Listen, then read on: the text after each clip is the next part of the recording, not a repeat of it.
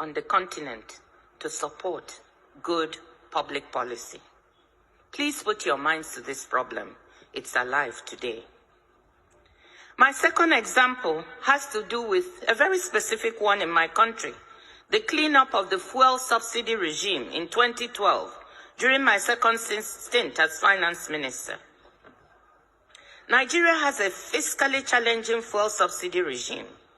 The country exports crude oil and imports most of its refined needs because its refineries are in very bad shape, and provides a subsidy for the sales of refined oil at the pump. At the end of 2011, a total of 1.73 trillion naira, US $11 billion equivalent, was submitted as claims for subsidies by 143 marketers who were importing the product. These numbers seemed horrendously large compared to what I had last seen when I was in government in 2006, which was closer to $2 billion in subsidy. So we decided to audit these claims. We audited about $8.4 billion worth of claims, and we found $2.5 billion worth of fraud in these claims, i.e., many of these marketers were trying to claim $2.5 billion fraudulently. With the full backing of the president and the economic team, we decided that we were not going to entertain these claims or to pay. The pressure from the affected marketers was tremendous, as we tried not only to say we would not pay, but also we would clean up the whole mechanism for the subsidy claims and put in place something more transparent, something clearer. This did not go down well with them. When we stuck to our position of non-payment and implementation of the new verification regime, these strong and well-connected vested interests were angered and seemed to blame me personally for this. There were personal consequences. My 83-year-old mother, a retired professor of sociology, was kidnapped by 4 young men and held for 5 days. Keeping her wits about her as she was totally terrified, she asked them why she had been kidnapped. And they told her, quote, "Because your daughter, the finance minister, refused to pay oil marketers their dues." The kidnappers, negotiating with my brother, demanded my resignation publicly.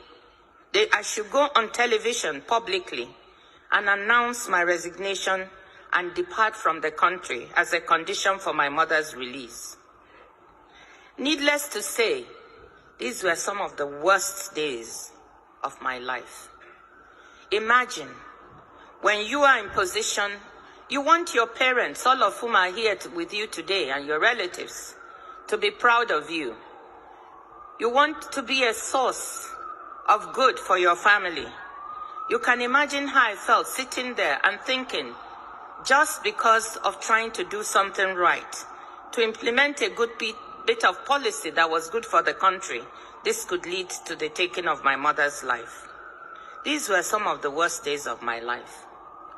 With my father's support, the firm resolve of the president, we all decided I should not give in to the blackmailers, and I refused to resign.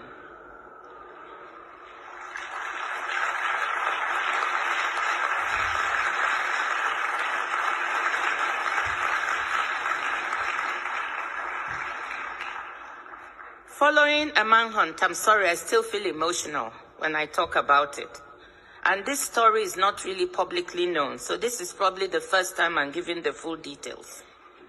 Following a manhunt for my mother by police and security agencies, she was able to make a dramatic escape after 5 days in captivity, where she had only been given water and half of a sausage roll. So here was a well-justified cleanup and reform of a policy, but implemented in a dangerous reform environment where the losers in the reform, well-entrenched vested interests, decided to fight back to derail implementation. The decision not to resign was a very difficult and risky one. As it turned out, it worked. But there are days I ask myself, on my down days, what if it hadn't? What if they had gone ahead and murdered my mother, as she overheard them planning to do, with one of their handlers on the phone? Could I have justified trading off firmness on policy and standing up to blackmailers, implementing a good piece of public policy for my mother's life? What decision would you have made? Faculty, what decision would you have made?